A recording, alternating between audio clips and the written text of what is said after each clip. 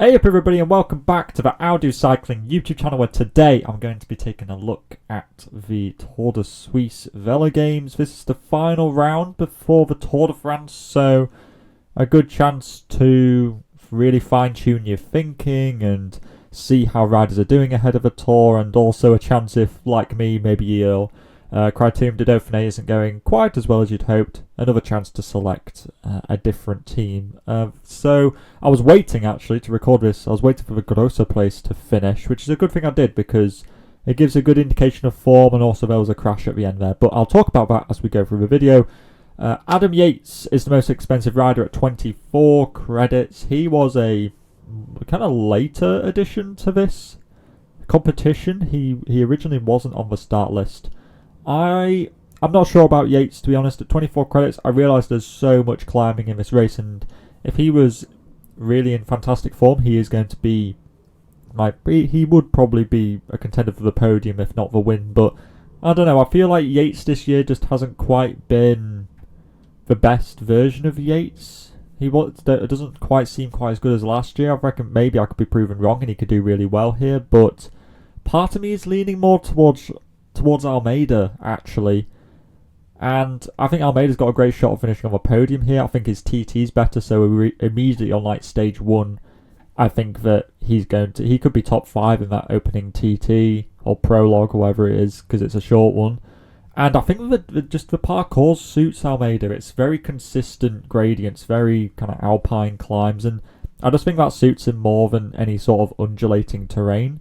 I think UE are going to get somebody on the podium. I'm just not sure if it's going to be Yates or Almeida. I'm more tempted to say Almeida just because I think, I don't know, both of them have got question marks over them, but I think one of them's going to be good. So, I don't know, if you've got a take on that, then put that in the comment section. But I guess I'm leaning towards Camp Almeida. Yeah, Yates at 24 credits, that just seems a lot to invest for a dude who hasn't really been on fire this year, even like Giro de Bluso, which I think was the last race we saw him in. In fact, no, in Romandy he wasn't even that good. Although he was working for Ayuso, who's now left for Dauphiné. Anyway, I digress.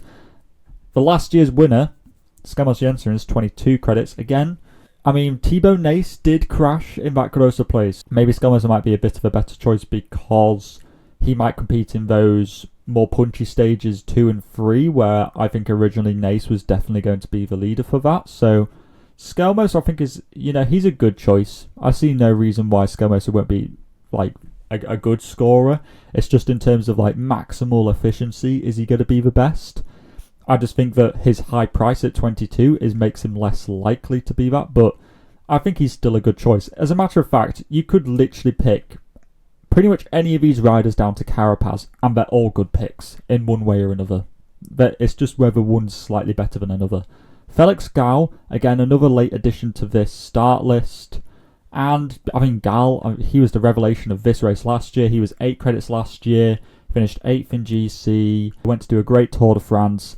18 credits, though, we haven't seen too much from him this year. Last stage race he did was Paris-Nice, where, again, I think he was like 7th in GC or something like that. 18 credits just seems like an awful lot for Gall, considering that we just haven't seen a lot. He's a very unknown quantity going into this race, so a little bit risky, but if he's got the form of the Tour de Suisse last year and the Tour, he's going to be a good pick because he is just a pure climber, and that's what this race is designed to be. Martinez is a good pick because he won the whatever freaking Tour Alps Summit in Maritime Hell, whatever. Yeah, he's a good pick. Why not? He's a pure climber in a race which has got loads of climbing in it. Enric Mas, again, a good pick. He's actually been relatively consistent this year in a lot of stage races. Seems to be a better version of Mas, more consistent. And I'm quite favourable towards Mas for this race. I don't know why. He just seems like... It seems like, I don't know, if there's going to be a year where he's actually going to do a good Tour de France, I think this could be the year for it. So Mas, he also has the advantage of he is absolutely the leader for Movistar. I know we've got Quintana and Rubio here and stuff, but Mas is definitely the main man. Unlike Ineos Grenadiers, where I know you could pick Pidcock here instead, but they've also got Bernal, and I'm not sure which one is the leader, or if it's a dual leadership or whatever, but Mas, you have the certainty that he's the leader. Pidcock might be the leader for stages 2 and 3 with the punchers stages. He might also be leading GC. and therefore does Bernal work for him at that point? Or is the plan that Pidcock's going to work for Bernal once we hit the hilly terrain? I don't know. That's just all speculation. That's just my kind of thought process of it. So I'm not sure about either of them. I think, again, they're both good picks. They could both score very well. I would say Bernal should be the GC leader, but you just never know with Ineos because they really love the Pidcock GC project that they're trying to form him into ahead of a Tour. So, yeah, I don't know. I think that, yeah, they're fine picks. Why not? I kind of like Martinez and Mas because I know that they're certainly going to be the leaders. And Ita Brooks is fine, But, he left the Giro. He was ill there. I'm not sure how he's recovered. Nobody coming out of the Giro seems to be doing well at the moment in the Dauphiné. So, therefore, I'm not particularly inclined to pick Ita Brooks, even if the terrain is quite good for him. Carapaz, again, it's kind of similar with what I said for Martinez and Mas for Pidcock. I'd probably pick Carapaz over Bernal if you had to choose one, just because I know that he's the leader for EF, whereas Bernal and Pidcock, I'm not sure which way round it is. I think Carapaz is looking good. He was very aggressive in that Grosse Place race, which finished today, and I don't think he was involved in the crash, so I think Carapaz is looking good. Obviously, he won that stage at Romandy as well, so he's looking in it. I think he's really building well for the Tour. 12 credit riders, honestly, don't really like any of them.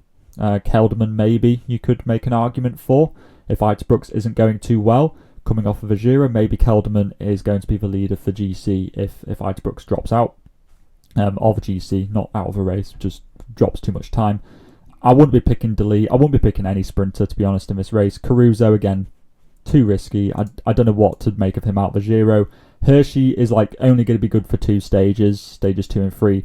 Lutsenko, again, maybe he does well in GC, but it's just too much of a risk. When you could literally save credits and go with Del Toro, who's by far a better pick. Del Toro could honestly finish top 10 in this race, and because he's just going to be, I guess, the domestique for Yates and Almeida, but Del Toro has been so good this year in every stage race that he's done. 10 credits, I think he's a really good option for a lot of teams. I wouldn't be picking any kind of sprinter like Coquard or Hayter or whatever. Maybe you could pick Thibaut Nace. It depends how he's recovered from that crash today. You could go with, there are other riders similar to him, like Van Hills, I'd say, because he won today. Van Hills is looking really good ahead of a Tour. This has been Van Hills', he's been so good so far this year. I do think that Van Hills, I'd say he'd probably pick up a stage win in this race at least. Vauquelin, I think, is good because he'll do good in the TT, and he might finish top 15 in GC, and he's fairly punchy, and he's definitely going to be the leader for Arkea. So that's all pretty good. Kung will probably win the opening time trial, I expect.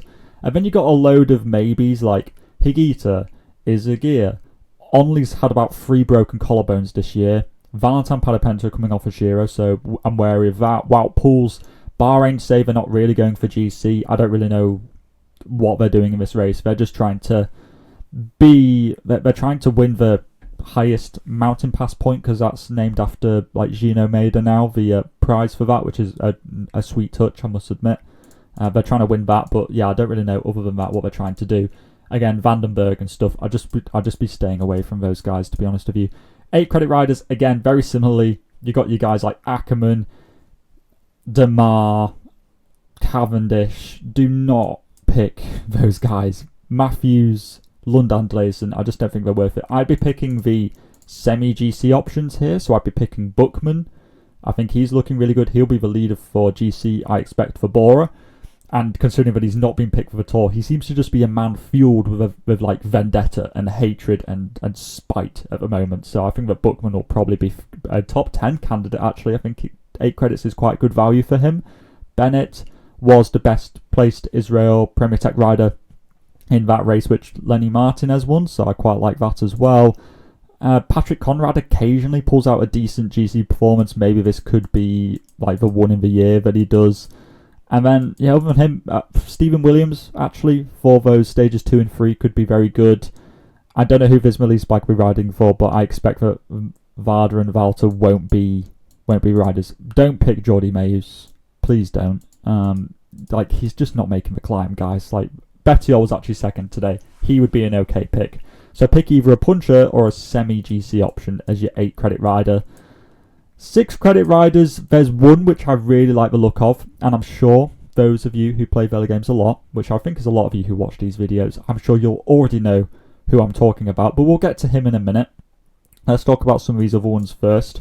Baudin was one of the breakout performances of the Giro d'Italia, and again, he's coming off a Giro, so I'm not sure what to expect from him, but Decathlon don't really have a big leader in this race. They've got both the Parapentras in here, so maybe Baudin could have his own opportunity here.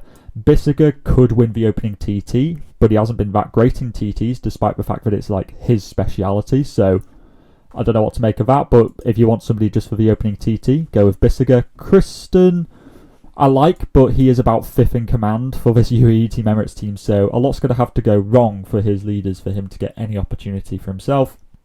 Conchi is like the only climber that Alps and De Koenig have, but again, coming off a Giro, don't know what to expect from him, but in theory, if he's in good form, he could definitely be top 20 in GC and contend for a breakaway victory or two. La Peira, very good during the Ardennes. You know, he was one of the breakout performances from that Ardennes Classics period. But like I said, there's the Parapentras in here, and there's also what's that other guy, Baudin, in here. So again, I don't know where he is in the pecking order. And here's the guy who you need to pick. It's Axel Laurence. Considering that he is pretty much what Thibaut Nace is, except that he's 4 credits cheaper, you kind of just have to pick him. He is the best 6 credit rider. He could very well be competing in a top 3 for those stages 2 and 3. So I think that Axel Laurence is almost a bit of a must-have pick in this race. I don't know who Soudal Quickstep are riding for, but William Junior Leclerc or Masnada could be pretty cool options.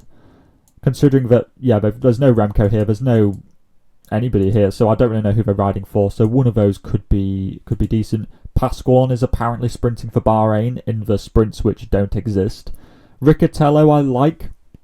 If you got white jersey points, he would be a good choice, but you don't get white jersey points. So yeah, Riccatello's probably going to be top 15 GC, but that's not going to get you too many points is the problem, even if he is kind of like a cool and interesting pick. Pelayo Sanchez, the stage winner from the Giro d'Italia. What stage was that? Stage 7, something like that gravel one. Maybe he could do something on those stages 2 and 3. Maybe Vandenbroek, because he won the Tour of Turkey. Maybe he could do something in GC. He could definitely be a top 20 GC candidate, as could Giannis Voisard. He's been really good this year, actually. He was top 10 in Giro d'Abruzzo. And he's also been just top 20 in like Algarve, Paris-Nice, and Romandy as well, I want to say. So I think that Voisard is a really good pick as well. And then 4 credit riders, I reckon you'll probably need a couple of these. Brenner has been looking good, but he seems to always do well in the Tour of Norway. But this isn't the Tour of Norway, we're in Switzerland. So I'm not sure how Brenner's going to do outside of his kind of big old stomping ground that is Norway. But you know what, he's looking good at the moment, so maybe, just maybe, he might transfer that into a decent performance here.